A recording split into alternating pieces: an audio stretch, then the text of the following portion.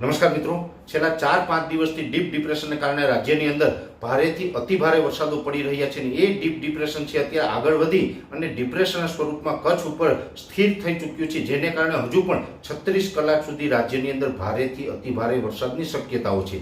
કયા કયા વિસ્તારોમાં શક્યતાઓ છે એ વિશે પણ સંપૂર્ણ વાત કરવાની છે. સૌપ્રથમ તો હું આપને જણાવી દઉં કે છેલ્લા 10-15 દિવસથી અમે આપને માહિતી આપતા હતા કે રાજ્યની અંદર ભારેથી અતિભારે વરસાદની શક્યતાઓ છે.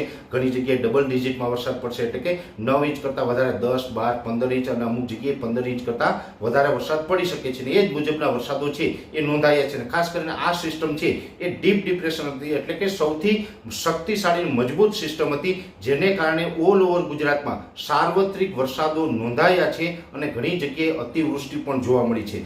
આજની વાત કરવા જઈએ તો આજે બપોરે પણ અમે વિડીયો મૂકીને આ સિસ્ટમ વિશે માહિતી આપી હતી અને આજે 28 ઓગસ્ટના રોજ અમારું જે છેલ્લું 5:30 વાગ્યા સુધીનું પ્રિડિક્શન છે એ મુજબ કચ્છ જિલ્લા ઉપર આ સિસ્ટમ અત્યારે સ્થિર છે. જોકે આ સિસ્ટમ છે એ નબળી પડી અને ડીપ ડિપ્રેશનમાંથી હવે ડિપ્રેશન બની ગઈ છે અને આવનારા 36 કલાક એટલે 30 ઓગસ્ટ સવાર સુધી આ સિસ્ટમ છે એ કચ્છ ઉપર સ્થિર રહેશે. હવે આ સિસ્ટમ છે કચ્છ ઉપર સ્થિર થઈ છે, જેને કારણે રાજ્યના 4 જિલ્લા એવા છે કે જેમાં હજુ પણ ભારેથી અતિ ભારે વરસાદ પડી શકે છે. એ 4 જિલ્લાની અંદર પહેલું છે કચ્છ જિલ્લો અને એમાં પણ કચ્છ જિલ્લાના દરિયાઈ કાંઠામાં વધારે વરસાદની શક્યતાઓ અમને દેખાઈ રહી છે. એ સાથે પશ્ચિમ સૌરાષ્ટ્રના 3 જિલ્લા છે, જેમાં પોરબંદર, દ્વારકા અને જામનગર, એમાં પણ આવનારા 36 કલાક સુધી એટલે કે 30 ઓગસ્ટ 2024ના સવાર સુધી ત્યાં પણ પશ્ચિમ સૌરાષ્ટ્રમાં પણ ભારેથી અતિ ભારે વરસાદ નોંધાઈ શકે છે. બીજા વિસ્તારો હોય જેની અંદર સેકન્ડ નંબરે હજી બીજા નંબરે ક્યાંય વરસાદ પડવાની શક્યતા હોય તો એ છે 3 જિલ્લા, જેમાં મોરબી, રાજકોટ અને જુનાગઢ જિલ્લો. એમાં પણ મધ્યમથી ભારે વરસાદો આવનારા 36 કલાક દરમિયાન નોંધાઈ શકે છે. અને આ તમામ વિસ્તારોને બાદ કરતા રાજ્યના બીજા વિસ્તારો છે, જેમ કે ઉત્તર ગુજરાતના ભાગ હોય, મધ્ય ગુજરાત હોય, દક્ષિણ ગુજરાત હોય કે સૌરાષ્ટ્રના અન્ય ભાગ હોય, એમાં પણ સામાન્ય વરસાદો છે એ નોંધાતા રહેશે અને કોઈ જગ્યાએ સામાન્યથી મધ્યમ વરસાદો જોવા મળશે. મહત્વની વાત એ છે કે હવે આવતીકાલથી મધ્ય ગુજરાતના અમુક ભાગો અને દક્ષિણ ગુજરાતના એકલ દોકલ સેન્ટરમાં ઘણી જગ્યાએ વાતાવરણ ખુલ્લું પણ જોવા મળશે. અમુક સમયે આપણે તડકો પણ જોવા મળશે મધ્ય ગુજરાત, પૂર્વ ગુજરાત અને દક્ષિણ ગુજરાતના અમુક ભાગોની અંદર.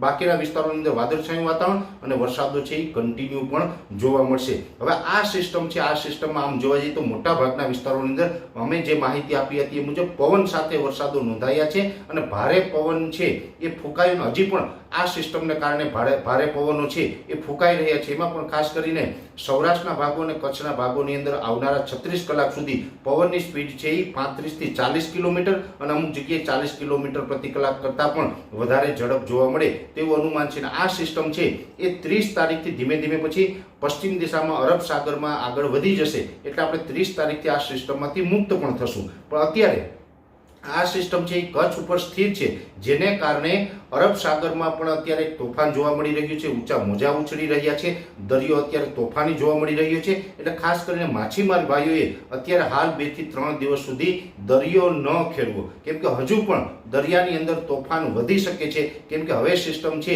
એ કચ્છ ઉપર થઈને અરબ સાગરમાં પ્રવેશ કરવાની છે, એટલે હવે આવનારા 36 કલાક પછી દરિયો વધારે તોફાની બનશે. એટલે માછીમાર ભાઈઓએ દરિયામાં પણ ન જવું અને જે પ્રવાસમાં જતા હોય મિત્રોએ દરિયાકાંઠાથી થોડુંક દૂર રહેવું, કેમ કે ઊંચા મોજા ઉછળવાની પણ શક્યતાઓ હાલ દેખાઈ રહી છે. એ સાથે જોવા જઈએ તો રાજ્યના અન્ય બીજા વિસ્તારોમાં પણ સામાન્ય કરતાં થોડીક પવનની સ્પીડ છે એ આવનારા 3 દિવસ સુધી વધારે જોવા મળે તેવી શક્યતાઓ છે. આ સિસ્ટમ છે એ 30 તારીખે સંપૂર્ણપણે આપણી ઉપરથી ખસી જશે. અત્યારે આમ તો રાજ્યના મોટાભાગના વિસ્તારો છે વરસાદમાંથી મુક્ત થયા છે, સામાન્ય વરસાદો છે.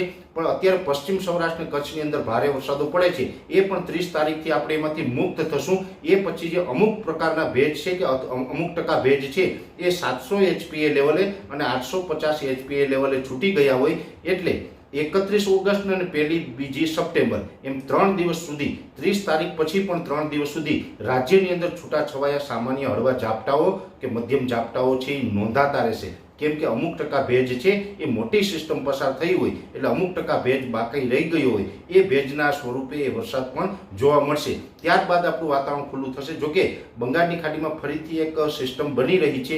એ સિસ્ટમ છે આ સિસ્ટમ કરતાં નબળી હશે અને સાર્વત્રિક નહીં હોય, પણ ચોક્કસથી 4 અથવા તો 5 સપ્ટેમ્બરથી ફરીથી પાછો રાજ્યમાં વરસાદ ચાલુ થશે. એની આગળ ઉપર અમે માહિતી આપશું. પણ એ વરસાદો છે દક્ષિણ ગુજરાત અને મધ્ય ગુજરાતમાં કદાચ એ જોવા મળે તેવી શક્યતાઓ છે. અને આ સિસ્ટમ કરતાં એ સિસ્ટમ નબળી હશે, સામાન્ય વરસાદો હશે અને છૂટાછવાયા વિસ્તારોમાં વરસાદ હશે એવું લાગી રહ્યું. છતાં પણ એ સિસ્ટમ ઉપર પણ અમે નજર રાખશું અને પડે માહિતી આપશું. પણ ખાસ મહત્વની બાબત એ છે કે આ જે સિસ્ટમ આપણી ઉપરથી પસાર થઈ રહી છે એ સિસ્ટમની કેટેગરી હતી ડીપ ડિપ્રેશન. હવે જ્યારે પણ કોઈ સિસ્ટમ છે ડીપ ડિપ્રેશન હોય એ એક સુપર સ્ટ્રોંગ કેટેગરીની સિસ્ટમ કહી શકાય. જો ડીપ ડિપ્રેશન દરિયામાં હોય તો એ ગમે ત્યારે સાયક્લોનમાં પરિવર્તિત થાય એટલે કે વાવાઝોડું બની શકે. આ સિસ્ટમ છે એ જમીન ઉપર હતી એટલે વાવાઝોડું બન્યું નથી. જો દરિયામાં હોત તો વાવાઝોડું બનવાના પણ આમાં ચાન્સ હતા. પણ હવે એ સિસ્ટમ નબળી પડીને દરિયામાં જવાની છે એટલે કોઈ જ પ્રકાર હવે વાવાઝોડું તો આમાં બનવાનું નથી.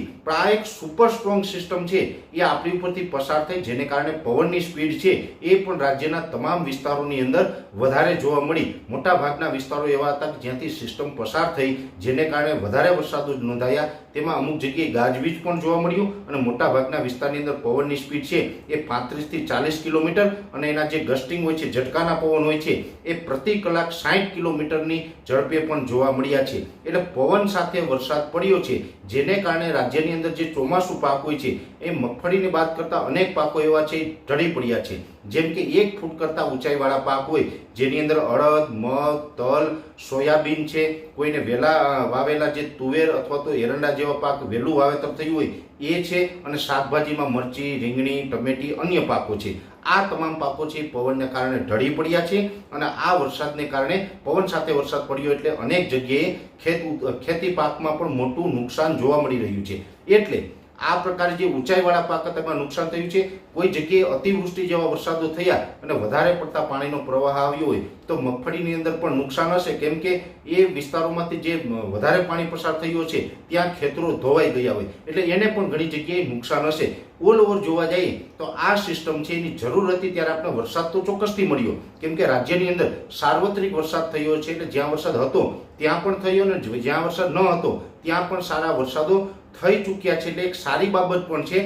પણ આ પવન સાથે વરસાદો હતા, અતિ ભારે વરસાદો હતા જેને કારણે ચોમાસુ પાકમાં અનેક પ્રકારનું નુકસાન થયું છે. એટલે હું તો સરકારશ્રીને પણ વિનંતી કરું છું કે આપણે મુખ્યમંત્રી કિસાન સહાય નામની એક યોજના છે અથવા તો બીજી પણ કેન્દ્ર સરકારની યોજના હોય, જે યોજના લાગુ પડતી હોય એની અંદર આનો ખેડૂતોને લાભ આપવો પડશે. કેમ કે આ વરસાદને કારણે ખેડૂતોને અનેક પ્રકારના નુકસાન થયા છે. આ એક પ્રકારે કુદરતી આફત હતી અને કુદરતી આફતમાં જ્યારે નુકસાન થતું હોય ત્યારે કાયદાકીય મુજબ સરકારે આનું સર્વે કરાવવું પડે. એટલે હું સરકારશ્રીને અપીલ કરી રહ્યો છું કે ગુજરાતની અંદર તાત્કાલિક ધોરણે સર્વેના આદેશ આપવા અને જો સર્વેની અંદર નુકસાનીનું એક સર્વેમાં માલુમ પડે અને જો કાયદા મુજબ એને વળતર મળવા પાત્ર હોય એવા ખેડૂતોને વળતર પણ આપવું જોઈએ. કેમ કે આ વરસાદો છે એ અનિશ્ચિતપણે વધારે પડતા અને પવન સાથે પડ્યા છે એટલે રાજ્યના ખેડૂતોને નુકસાન છે. અને કાયદા આપણું એવું પણ કહે છે કે કોઈ પણ અતિવૃષ્ટિ કે બીજા અન્ય પણ પ્રકારની જે કુદરતી આફત આવી હોય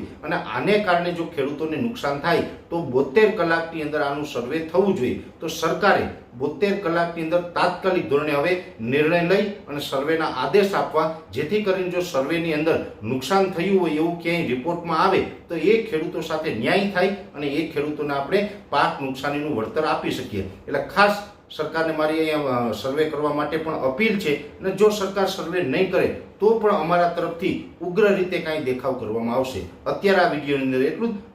અંતમાં દરેક મિત્રોને વિનંતી રહેશે કે વિડીયોને લાઈક આપીને દરેક ગ્રુપમાં શેર કરવો અને જે મિત્રો આપણી ચેનલને સબસ્ક્રાઇબ ન કરવી હોય એ મિત્રોએ ચેનલને સબસ્ક્રાઇબ કરી લેવી, જેથી કરીને આપણા તમામ વિડીયો છે એ સૌથી પહેલાં આપને જોવા મળી શકે. અત્યારે આ વિડીયોની અંદર એટલું જ. રજા આપશું. ધન્યવાદ.